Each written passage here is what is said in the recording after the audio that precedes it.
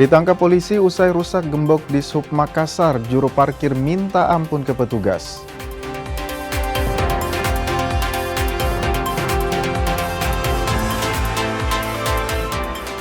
Dalam rapat paripurna, DPRD Goa akhirnya sepakat untuk mengusulkan pemberhentian Bupati Husniyah Talendrang.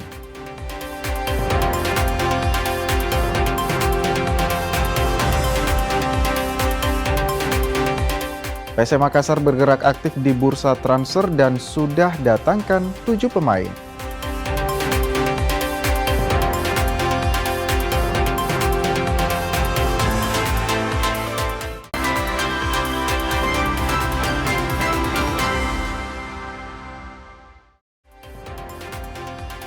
Halo, selamat pagi saudara. Anda menyaksikan Kompas Pagi hanya di Kompas TV Independen Terpercaya. Selain 3 informasi utama tadi, kami juga akan kembali menghadirkan sejumlah berita menarik lainnya untuk menemani aktivitas pagi Anda hari ini. Bersama saya Gufran Lamataha, inilah Kompas Pagi selengkapnya. Kita awali Kompas Pagi. Polsek Makassar, Sulawesi Selatan menangkap seorang juru parkir usai merusak gembok mobil milik petugas Dishub Makassar. Pelaku merusak gembok pada mobil yang ditindak usai parkir di area larangan parkir. Juru parkir berinisial AP ini meminta belas kasih petugas usai ditangkap polisi. Pelaku minta ampun setelah ketahuan merusak gembok mobil milik petugas Dishub Kota Makassar di Jalan Veteran Selatan. Aksi pelaku sempat viral di media sosial. Akibat pengrusakan ini, Dinas Perhubungan Kota Makassar alami kerugian sekitar 7 juta rupiah. Adapun motif dari terduga pelaku yang diamankan adalah karena pemilik mobil memarkir kendaraan di depan Pasar Marcaya sehingga digembok oleh Dinas Perhubungan Makassar sehingga tukang parkir bersama dengan 2 orang melakukan pengerusakan terhadap gembok tersebut. Kini pelaku ditahan di Polsek Makassar dan diancam hukuman 2,6 tahun penjara. Rama Pratama, Kompas TV Makassar, Sulawesi Selatan. Saudara, aksi pencurian di SD Negeri 67 Rapokaling, Kota Makassar, Sulawesi Selatan terekam kamera pemantau atau CCTV. Pelaku menggasak dompet sebuah di ruang perpustakaan sekolah. Ini adalah rekaman kamera pengawas atau CCTV aksi pencurian di SD Negeri 67 Rapokaling, Makassar di Jalan Daeng Rege pada 8 Agustus 2026 lalu. Saat berada di dalam perpustakaan, pelaku langsung mengambil dompet dari dalam tas lalu pergi meninggalkan lokasi. Kasus pencurian ini baru diketahui korban saat berada di rumahnya. Dompet yang hilang dicuri tersebut telah kembali setelah diantar oleh pengendara motor berbekal identitas yang berada di dalam dompet. Meski begitu, uang senilai 300.000 yang berada di dalam dompet telah raib. Tasnya saya simpan di sini di perpustakaan. Nah, lalu saya tinggalkan di kantor. Setelah saya melakukan rapat, saya kembali ke perpustakaan. Saya lupa mengeceknya mengeceknya itu dompet.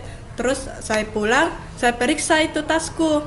Saya periksa tasku, ternyata dompetku tidak ada. Kasus pencurian di lingkungan sekolah tersebut telah dilaporkan ke Polsek Tallo Makassar. Rekaman CCTV yang kami juga sudah dapatkan, kami juga sudah jadikan sebagai bukti petunjuk untuk kami analisis. Tergambar dan terekam di situ hanya satu pelaku yang terekam dari CCTV, mulai dari pintu masuk gerbang sekolah sampai kepada masuk ke ruang perpustakaan tersebut, dan terekam jelas pada saat aksinya mengambil dompet tersebut di dalam tas milik korban. Polisi saat ini telah menyelidiki kasus ini dengan menganalisa bukti rekaman CCTV untuk mengungkap pelaku. Arif Tirtana, Kompas TV Makassar.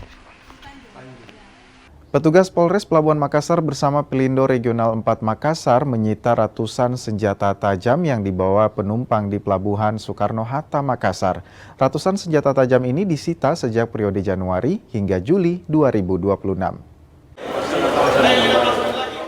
Ratusan senjata tajam berbagai jenis ini disita petugas kepolisian dan juga Pelindo saat lakukan pemeriksaan pada barang bawaan penumpang di area keberangkatan Pelabuhan Soekarno-Hatta Makassar. Sebagian besar senjata tajam ini hendak diselundupkan namun ketahuan berkat bantuan mesin X-ray. Ratusan senjata tajam ini disita pada periode Januari hingga Juli 2026. Senjata tajam hasil sitaan ini akan dimusnahkan dengan cara dipotong. Dari sini Pelindo sudah betul-betul ketat memeriksakan bahwa sajam itu tidak boleh sampai ke kapal. Nah, tadi masukan dari kami di bincang-bincang akan kami buatkan SOP kalau memang itu alat untuk bertani atau untuk masyarakat untuk berkebun, itu nanti kami buatkan SOP yang dititip di security kapal. Dari pihak kepolisian agar masyarakat penumpang kapal janganlah membawa senjata tajam karena ini sudah diatur oleh undang-undang. Nanti bisa dikenakan undang-undang pasal darurat seperti itu. Petugas mengimbau penumpang agar tidak membawa senjata tajam maupun barang-barang yang dilarang saat bepergian melalui jalur laut. Rama Pratama, Kompas TV Makassar, Sulawesi Selatan. Kita ke informasi lainnya, Saudara. Polsek Jagebob menangkap terduga pelaku tindak pidana penganiayaan berat yang mengakibatkan korban meninggal dunia. Sebelumnya pelaku melakukan penganiayaan berat pada 20 Desember di Kampung Angger Permegi, Distrik Jagebob terhadap korban bernama Laurentius Blojai. Polsek Jagebob menangkap terduga pelaku tindak pidana penganiayaan berat yang mengakibatkan korban meninggal dunia. Terduga pelaku berinisial ST diamankan di Kampung Po, Distrik Jagebob, Kabupaten Merauke, Papua Selatan pada Senin kemarin. Sebelumnya pelaku melakukan penganiayaan berat pada 20 Desember di Kampung Angger Permegi, Distrik Jagebob terhadap korban bernama Laurentius Blojai.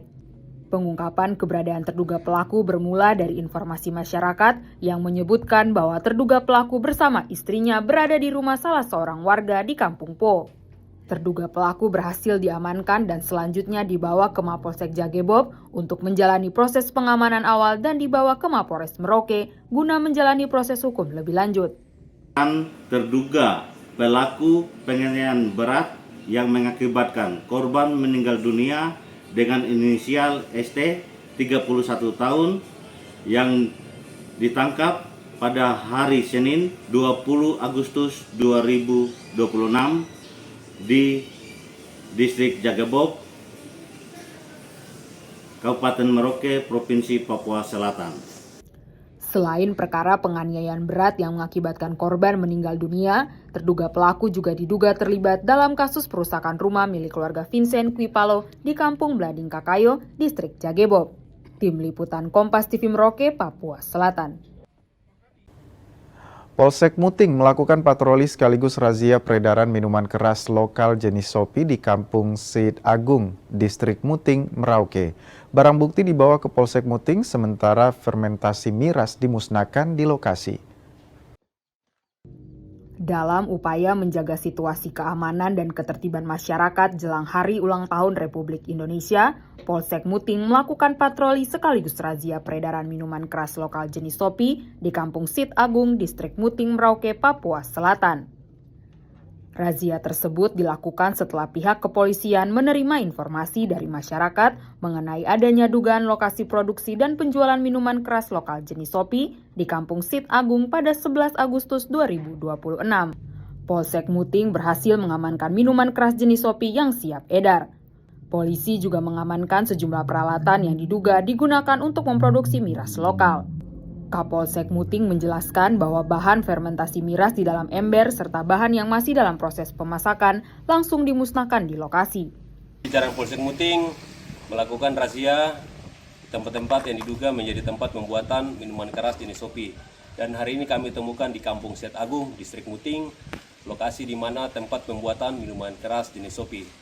Di tempat kami menemukan tempat produksi dan penyulingan minuman keras jenis Sopi, dan kami musnahkan beberapa barang bukti di tempat. Sementara itu, terhadap terduga pemilik atau pembuat miras lokal tersebut tidak ditahan namun diberi peringatan agar tidak kembali melakukan kegiatan produksi maupun peredaran minuman keras secara ilegal. Tim Liputan Kompas TV Merauke, Papua Selatan. Dalam rapat paripurna, DPRD Goa akhirnya sepakat untuk mengusulkan pemberhentian Bupati Husnia Talendrang. Informasi lengkapnya saudara akan kami hadirkan untuk Anda, tetap bersama kami.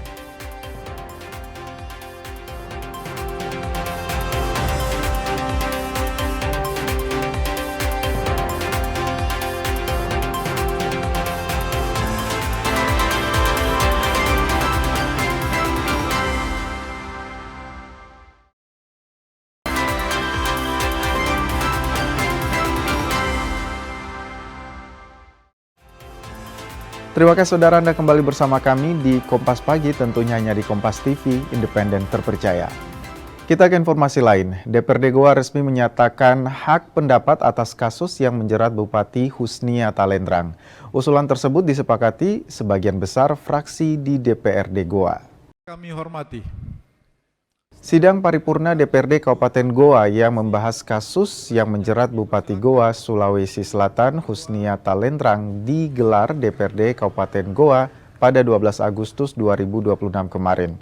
Dalam sidang, hampir seluruh fraksi sepakat mengusulkan melanjutkan hak menyatakan pendapat terkait kasus yang menjerat Bupati Husnia Talendrang. Kasus tersebut masing-masing dugaan korupsi pengadaan seragam sekolah gratis senilai 16 miliar rupiah, dugaan perselingkuhan dan pelanggaran amoral yang dinilai melanggar sumpah jabatan, serta pencabutan sepihak bantuan beasiswa program doktoral seorang mahasiswi. Setelah seluruh tahapan dilalui, tidak ada alasan bagi DPRD untuk mundur hanya karena keputusan yang akan diambil mungkin tidak populer bagi sebagian pihak. Namun, kami memilih berdiri pada hasil proses kelembagaan DPRD dan kepentingan rakyat Kabupaten Goa. Dengan demikian, fraksi Gerindra menyetujui pandangan pengusul hak menyatakan pendapat dan menyetujui dilanjutkan proses hak menyatakan pendapat sesuai ketentuan peraturan perundang-undangan. Menjawabkan sesuai hukum. Setelah mempelajari pandangan pengusul hak menyatakan pendapat, maka fraksi Partai Amanat Nasional menyatakan setuju dan mendukung dilanjutkannya proses hak menyatakan pendapat sesuai mekanisme hukum yang berlaku. Hukum tidak boleh tunduk kepada kekuasaan, justru kekuasaanlah yang harus tunduk kepada hukum. Masih soal kasus yang menjerat Bupati Goa, DPRD Goa akhirnya sepakat untuk mengusulkan pemberhentian Bupati Husnia Talendrang. Keputusan tersebut diambil setelah seluruh fraksi di DPRD Goa menghadiri rapat paripurna sidang Pansus Hak Angket.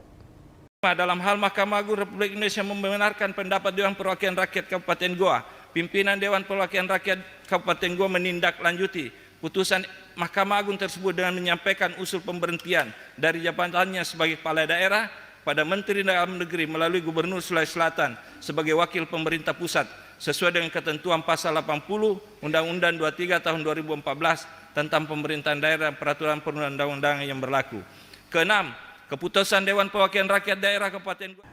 Bupati Husnia Talendrang menanggapi putusan usulan pemakzulan dirinya dari jabatan Bupati. Husnia Talendrang pun membantah atas segala tuduhan yang dilayangkan kepada dirinya. Saudara-saudara sekalian, saya tidak berdiri di hadapan Dewan untuk meminta belas kasihan politik.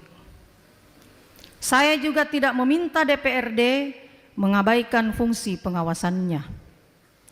Justru saya berharap DPRD menjalankan kewenangannya dengan sebaik-baiknya. Karena DPRD yang kuat adalah bagian penting dari pemerintahan daerah yang kuat.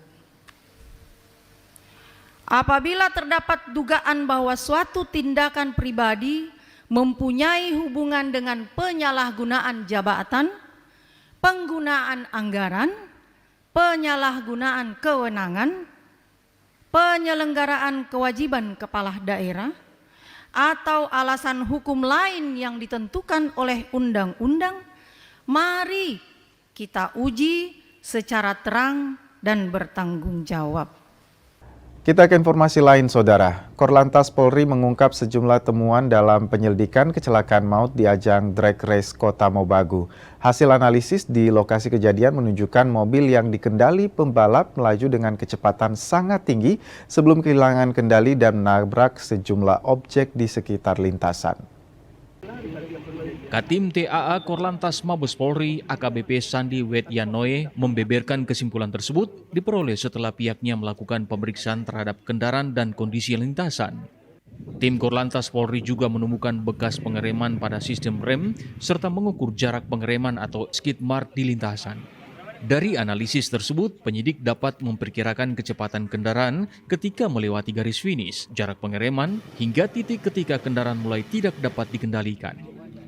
TAA juga menemukan adanya drifting dan kondisi kendaraan yang tidak terkendali setelah melewati garis finish. Meski demikian, penyebab pasti kendaraan kehilangan kendali masih akan didalami penyidik Polda Sulut. Kami akan kembali lagi kepada aturan yang diterbitkan oleh IMI, di mana dalam aturan tersebut kami temukan bahwa lintasan sepanjang 201 meter, jarak rehat atau reduction speed atau jarak pengereman yang disediakan itu sudah dikali 2, 402 plus ditambahkan 18 meter, sehingga menjadi total 420 meter kendaraan dari kecepatan tinggi hingga mencapai kecepatan paling rendah atau kondisi aman. Untuk terkait dengan kegiatan drifting atau drag race itu kembali lagi dari KIS-nya atau kartu izin start, nanti menjadi kewenangan dari penyidik Polda Sulut yang untuk mendalami. Tim TAA menjelaskan berdasarkan aturan perlombaan yang menjadi rujukan, lintasan balap memiliki panjang 201 meter. Sementara itu area perlambatan atau pengereman disediakan dengan total panjang sekitar 420 meter. Terkait aksi drifting setelah garis finish, pihak TAA menyatakan hal tersebut perlu dikaitkan dengan aturan perlombaan dan kartu izin start yang digunakan peserta. Jimmy Dapar, Kompas TV Manado, Sulawesi Utara. Ajang balap mobil dan motor di Kota Mobagu, Sulawesi Utara berujung maut. 8 penonton tewas tertabrak mobil, salah satu pebalap yang hilang kendali.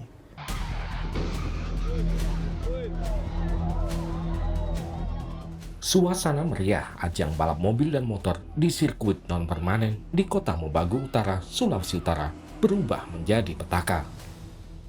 Salah satu mobil pebalap yang melaju kencang tiba-tiba hilang kendali dan menabrak kerumunan penonton saat melewati garis finish.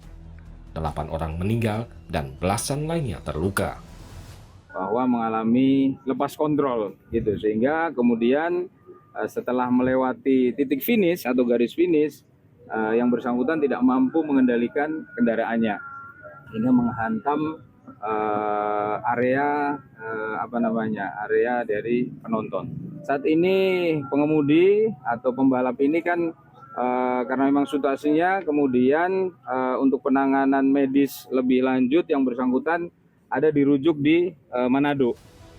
Seluruh korban meninggal telah dimakamkan, sementara sejumlah korban lainnya masih menjalani perawatan di beberapa rumah sakit di Kota Mobagu dan Manado. Ada sementara rebus air. Kemarin kita sunin tahu mama itu udah pergi itu. Nah, pas mama pergi gitu, mama udah balik ulang. So rebusan air kedua itu, mama udah balik ulang, ambil payung. Kok ada pergi ulang? Saya nggak bilang apa-apa mama. Kok nggak lama kemudian itu, so ada terjadi kecelakaan. Dia bilang ada orang celaka, banyak orang bilang. Oh, bilang kecelakaan di mana? Di sana dia bilang di tanpa orang balap. Kita bilang iya, kita bilang so biasa tuh oto lagi suara racing tahu. Dia bilangnya enggak, so suara itu orang celaka. Masih ada masuk lagi ke dalam rumah kita. Enggak lama itu, so kita punya mama aja, so datang Bataria. Tapi mama ada bilang, mama siapa? Mama dengan bilang so orang ada bawa di rumah sakit. Meninggal. Panitia balapan drag race menegaskan akan bertanggung jawab dan memberikan santunan kepada korban meninggal maupun korban luka. Seperti ini kan kami ada di sini dan kami akan kunjungan ke ini dan akan memberikan bantuan duka yang di 5 korban ini. Dan yang sudah meninggal juga, yang masih dirawat juga akan kami ini, ya, gitu ya. Berarti panitia akan tetap bertanggung jawab, bertanggung jawab sekali panitia. Polisi masih menyelidiki kecelakaan ini, termasuk aspek keselamatan dan kelayakan penyelenggaraan kegiatan balap mobil. 5 orang telah diperiksa Polres Kota Mobagu. Pemeriksaan juga menyasar panitia penyelenggara dan pengemudi mobil balap yang terlibat dalam insiden. Polisi menyebut pengemudi mobil balap yang mengakibatkan 8 orang meninggal berpotensi menjadi tersangka.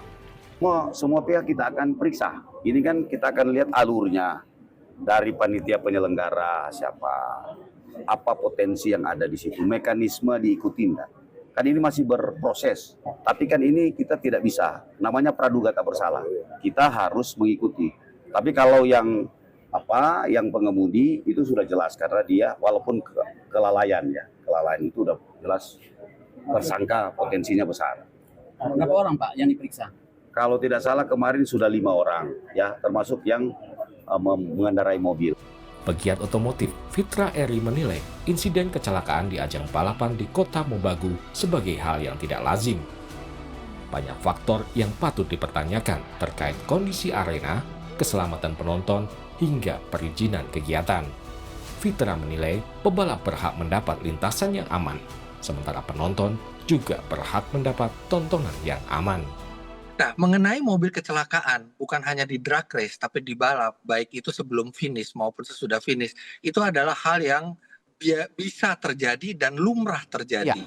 Sudah terjadi berkali-kali mobil itu bisa melintir, bisa nabrak, bahkan bisa sampai terbalik gitu ya. Karena memang nature-nya dari olahraga otomotif adalah mobil dengan kecepatan yang tinggi. Artinya resiko melintir, tabrakan, itu besar. Jadi kecelakaan seperti Badan Urusan Logistik atau Bulog Sulawesi Utara Gorontalo memastikan stok pangan khususnya beras mampu memenuhi kebutuhan masyarakat selama musim kemarau. Akan kami hadirkan untuk Anda saudara, tetap bersama kami di Kompas Pagi.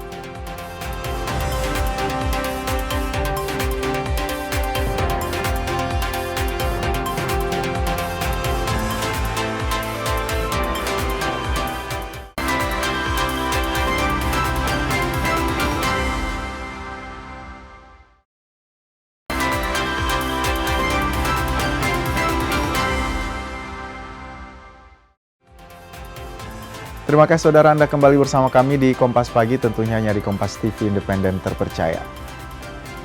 Puluhan pegawai P3K paruh waktu mendatangi kantor Wali Kota Sorong, Papua Barat Daya, meminta diangkat jadi P3K penuh waktu.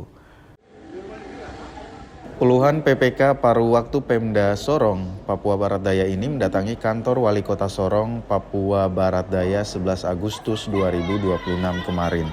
Mereka datang untuk mempertanyakan kejelasan nasib dan masa depan ratusan P3K paruh waktu lainnya.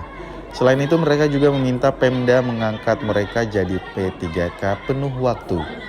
Puluhan P3K ini pun akhirnya membubarkan diri usai mendapat kejelasan nasib oleh pemerintah Kota Sorong. Pemkot akan mengupayakan pengangkatan mereka menjadi P3K penuh waktu.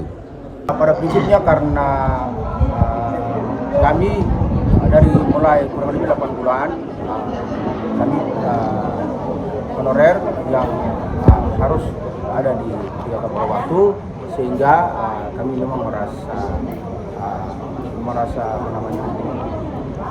kecewa ya dengan pengabdian kami selama ini, sehingga apa yang kami dapatkan tidak sesuai. Kita ke informasi lainnya saudara, meski antrean solar masih terjadi namun para sopir mengaku antrean sudah tidak seperti hari-hari sebelumnya. Mereka berharap kondisi ini akan terus membaik sehingga aktivitas dan pekerjaan mereka dapat kembali berjalan normal. Antrean kendaraan untuk mendapatkan solar di SPBU Malalayang Kota Manado masih terpantau hingga Rabu siang. Kendati masih terjadi antrean, para sopir mengaku antrean hari ini tidak sepadat beberapa minggu sebelumnya.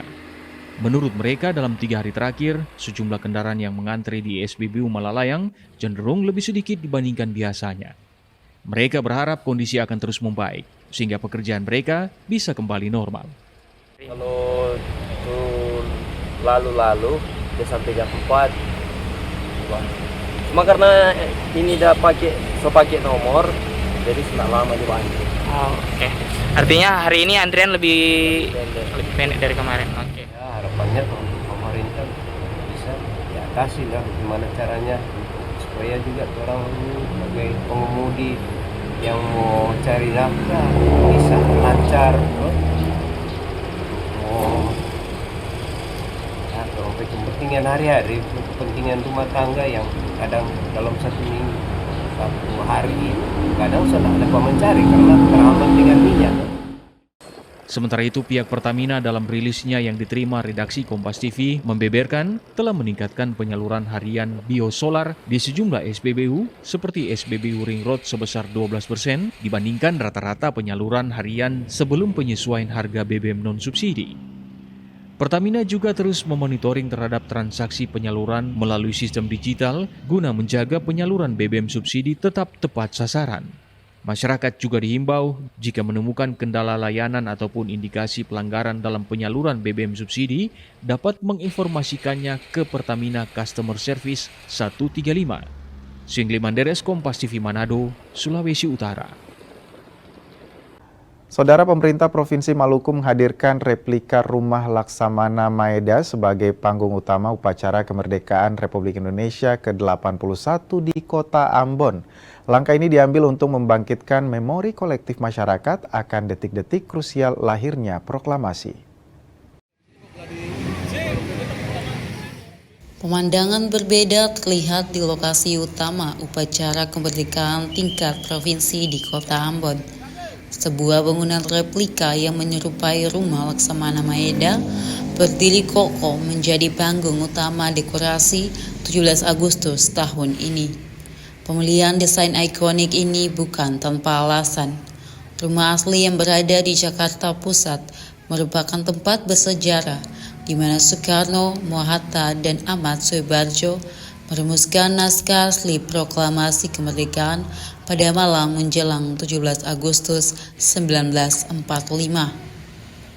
Karena hak imunitas yang dimiliki perwira Jepang tersebut, kala itu menjamin keamanan para tokoh bangsa dari kejaran tentara sekutu maupun Angkatan Darat Jepang. Menurut juru bicara Pemprov Maluku, Kasrul Selang, Pemprov ingin menghadirkan simulasi sejarah yang kuat bagi warga Ambon, sehingga melalui replika Rumah Maeda ini diharapkan nilai-nilai perjuangan, nasionalisme, dan cinta tanah air dapat dirasakan lebih mendalam oleh masyarakat Maluku di usia Republik yang ke-81. Intinya bahwa kami ingin sekali lagi memperingati hari ulang tahun kemerdekaan ini, kita mencoba memberikan sesuatu yang mengingatkan kembali ke masyarakat kita, terutama generasi-generasi muda ini, mengenai semangat proklamasinya. Jadi diaktualisasikan di dalam teks proklamasi.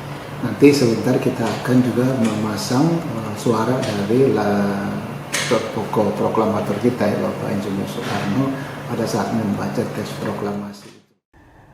Badan Urusan Logistik atau Bulog Sulawesi Utara Gorontalo memastikan stok pangan khususnya beras mampu memenuhi kebutuhan masyarakat selama musim kemarau. Total stok beras di gudang Bulog hingga Agustus 2026 mencapai 13.000 ton.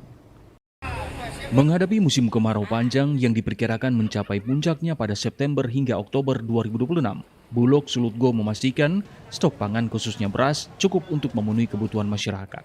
Hingga Agustus 2026, total stok beras di gudang Bulog mencapai 13.000 ton dan proses distribusi telah difokuskan ke pasar tradisional agar mudah dijangkau masyarakat. Pertama itu dengan memperkuat stok pangan, khususnya beras yang kita miliki, kita kuasai.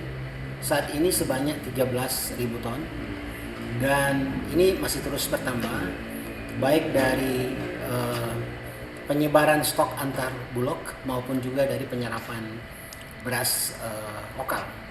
Di pasar-pasar rakyat itu ketersediaan beras SPHP itu sudah cukup banyak.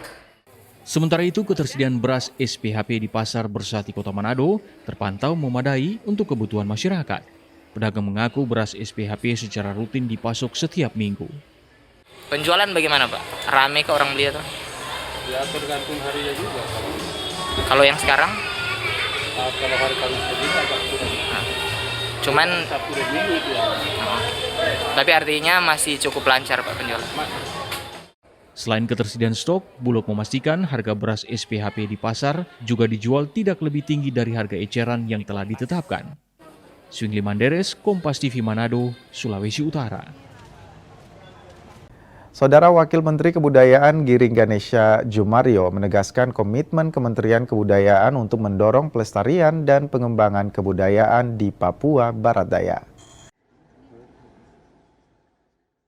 Hal ini disampaikan Giring Ganesha usai menghadiri Jambore Pemuda Adat Domberai di Kota Sorong, Papua Barat Daya 11 Agustus 2026 kemarin. Salah satu langkah yang akan diambil yakni menyusun roadmap pengembangan kebudayaan, termasuk mendorong inovasi produk kebudayaan Papua Barat Daya. Selain itu, pelibatan generasi muda dan juga kolaborasi serta pemanfaatan teknologi digital bisa jadi alasan lain untuk pengembangan budaya tanah Papua. Memang punya pariwisata Raja Empat yang luar biasa. Kami ingat bahwa yang akan membawa kembali turis-turis baik itu dari mancanegara adalah kebudayaan. Ini kebudayaan yang dipakai oleh adik-adik yang luar biasa, ini daya tarik. Apalagi kita tahu bahwa masyarakat Papua Barat Daya itu orang ramah-ramah, baik-baik hati semuanya. Ini justru manusianya yang akan membawa lebih banyak lagi pariwisata turis-turis ke Papua Barat Daya. Informasi mengenai PC Makassar merombak total skuad mereka untuk musim 2026-2027. Akan kami hadirkan untuk Anda, saudara, jangan kemana-mana, tetap bersama kami di Kompas Pagi.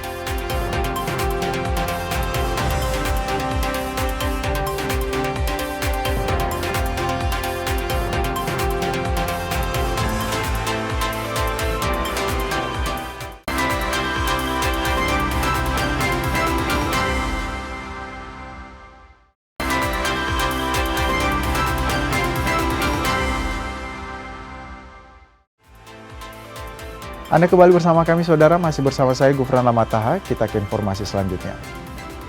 Wabah Ebola di Republik Demokratik Kongo kembali memicu kekhawatiran. Di kota Bunia, tenaga kesehatan terus berjuang menangani pasien di tengah penyebaran virus dan ketakutan warga. Tenaga kesehatan terus bekerja di tengah ketidakamanan dan ketidakpercayaan masyarakat Republik Demokratik Kongo. WHO melaporkan lebih dari 4.000 kasus dan 2.000 warga meninggal dunia, sekitar 90% kasus terjadi di kota Bunia, Provinsi Ituri. Sebuah studi baru mengindikasikan wabah Ebola berpotensi berasal dari penularan virus dari hewan ke manusia. Vraiment inquiétante, mais ça ne nous empêche pas de faire notre travail, parce que notre souci est que nous puissions un peu contribuer de temps qu'il faut pour que nous puissions quand même contribuer à la réduction de cette élévation des chiffres par rapport à la mortalité liée à la maladie à virus Ebola. C'est comme ça que tu nous vois en train de travailler. Nous faisons le nécessaire de notre mieux à notre niveau. Nous travaillons comme vous avez trouvé avec les mesures barrières possibles que nous sommes capables d'appliquer, liées aussi à notre moyen. Nous ne pouvons pas fermer les structures et laisser les malades à leur propre sort. Kita ke informasi lainnya, saudara. Kebakaran hutan di Spanyol terus meluas. Petugas pemadam berjuang sepanjang malam mengendalikan api yang telah melalap sekitar 25.000 hektar lahan. Petugas Unit Darurat Militer Spanyol atau UME mengerahkan selang air dan memeriksa titik api di kawasan El Puzzolo Huelva. Kebakaran yang dimulai 6 Agustus ini masih memiliki 7 titik aktif. Lebih dari 600 personel dilibatkan, termasuk sekitar 250 prajurit UME. Meski penyebaran api mulai melambat, kebakaran masih belum padam semua. Ratusan warga masih diminta mengungsi sementara. Saudara, negosiasi terkait jalur pelayaran Selat Hormuz antara Iran dan Oman masih buntu. Situasi kian memanas setelah Amerika Serikat menyerang sebuah kapal kargo komersial di Teluk Oman. Aksi ini diklaim Trump jika Amerika Serikat masih memiliki kendali sepenuh atas Selat Hormuz.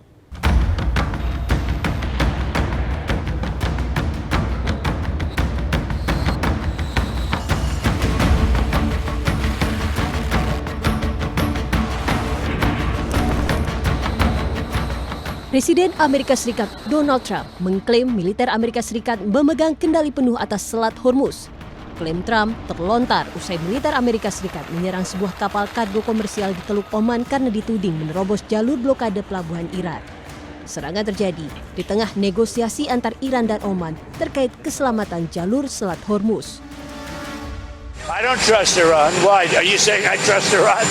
I'm the last person to trust Iran. They've lied to me constantly. We have total control over the Hormuz Strait right now. They don't have control. We have total control. We own it. And at some point, maybe they'll do something and then they get blown away. Korps Garda Revolusi Islam Iran atau ARGC menyatakan kesiapan penuh pasukannya untuk memperluas operasi militer ke wilayah musuh, termasuk keluar perbatasan negara. هر موقع اقتضا بکنه و فرمان صادر بشه باید بتونیم عملیات رو به خاک دشمن بکشیم، به سرزمین‌های دشمن بکشیم و دور از سرزمین خودمون بتونیم عملیات انجام بدیم. اینا ویژگی‌های دکترین تهاجمیه که باید احراز بشه. یعنی الان سپاه مکلف شده که این آمادگی رو کسب کنه. Juru bicara Kementerian Luar Negeri Iran Ismail Baqi menegaskan Iran tak akan bernegosiasi dengan Amerika Serikat. Iran mengklaim hanya berdiskusi dengan Oman terkait pengaturan baru di Selat Hormuz.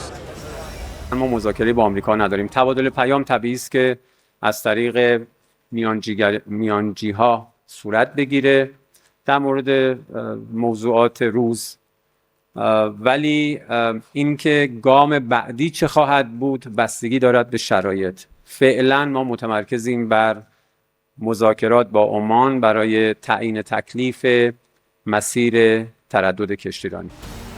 Buntunya diplomasi ditambah aksi militer di Teluk Oman makin mengancam stabilitas geopolitik global. Gejolak ini berpotensi memicu konflik militer terbuka yang lebih luas. Saudara, informasi tadi sekaligus menutup perjumpaan kita di Kompas Pagi edisi hari ini. Saya Gufran Lamataha mewakili kerabat kerja pamit undur diri. Terima kasih atas kebersamaan Anda. Selamat pagi, selamat beraktivitas, dan sampai jumpa.